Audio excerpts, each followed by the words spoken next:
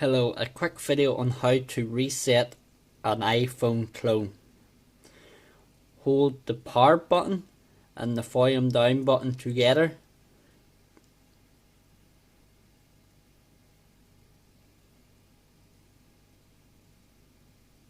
Once you enter there, let go. Use the volume down button to go down the list and select the third from the bottom and hit the power button. This will wipe the phone.